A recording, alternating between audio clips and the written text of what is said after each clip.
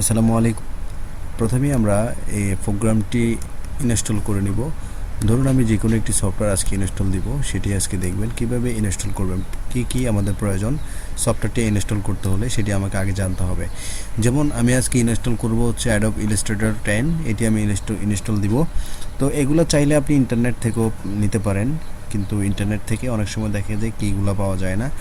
তো আমি প্রথমে আমার এখান থেকে চলে যাব, আমার দিস পিসিতে চলে যাব। যাওয়ার পর এখানে আমি লোকাল ডিস্কে চলে যাব এবং আমার সফটওয়্যার অল সফটওয়্যার এখানে চলে যাব।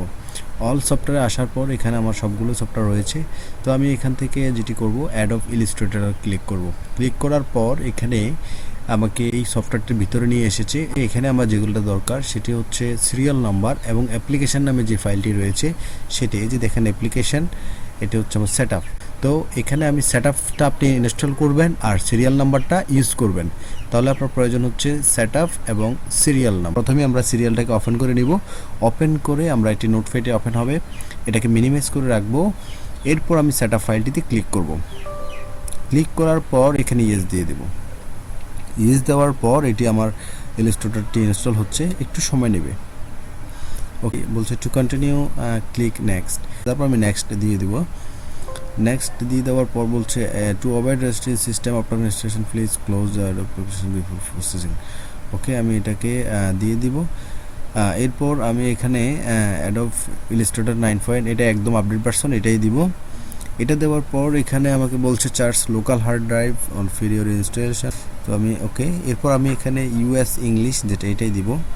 দেওয়ার পর এখানে আমাকে লাইসেন্স এগ্রিমেন্টটি তারা দিয়েছে, এখানে আপনি চাইলে একটু পড়ে নিতে পারেন পুরো লাইসেন্স এগ্রিমেন্টটি।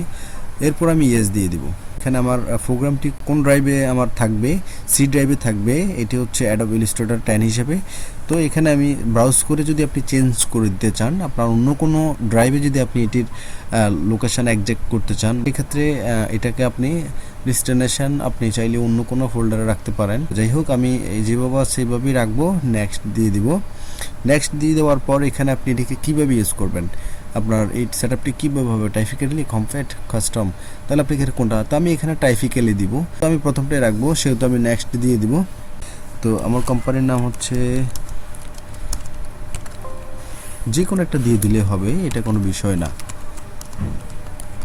এটা জাস্ট আমি এমনিতে দিলাম। এরপর এখানে দেখতে পাচ্ছেন সিরিয়াল নাম্বারটা দিই। নোটপ্যাডে চলে যাব। নোটপ্যাডে যাওয়ার পর এখান থেকে সিরিয়ালটাকে পুরোপুরি সবটাকে কপি করব। কপি করে এরপর আমি এখানে এসে এটাকে পেস্ট করে দেব। পেস্ট করে দেওয়ার পর নেক্সট দিয়ে দিব। আমি এখানে দিলাম হ্যাঁ ডিগ্রি, এটা রাইট আছে, আমি এখানে ইয়েস দিয়ে দিলাম। নেক্সট দিয়ে দিব। নেক্সট দিয়ে দেওয়ার পর আমাকে একটু অপেক্ষা করতে হবে।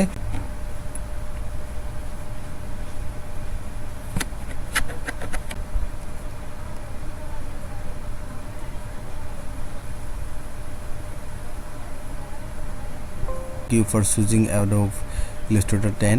এরপর আমাকে ওকে দিব। ওকে দেওয়ার পর জাস্ট আমার এখানে কাজ হয়ে গিয়েছে।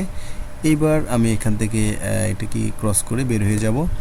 বের হয়ে আসার পর আমার এইবার সফটওয়্যারটিকে ইউজ করা প্রয়োজন। আমি সফটওয়্যারটি কোথায় আছে একটু দেখব। সেক্ষেত্রে আমি প্রথমে চলে যাব Adobe Illustrator 10, এখানে দেখতে পাচ্ছেন আমার এখানে অলরেডি অ্যাপসে রয়েছে। তো আমি এখানে যেহেতু আমার অ্যাপসে রয়েছে, আমি এখানে এটাতে ক্লিক করব। ক্লিক করে ওপেন করে দেব।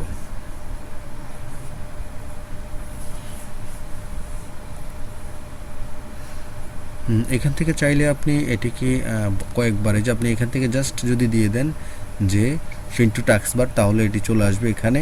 আমি দেখতেছি, জাস্ট আমি ওপেন দিয়ে দিলাম।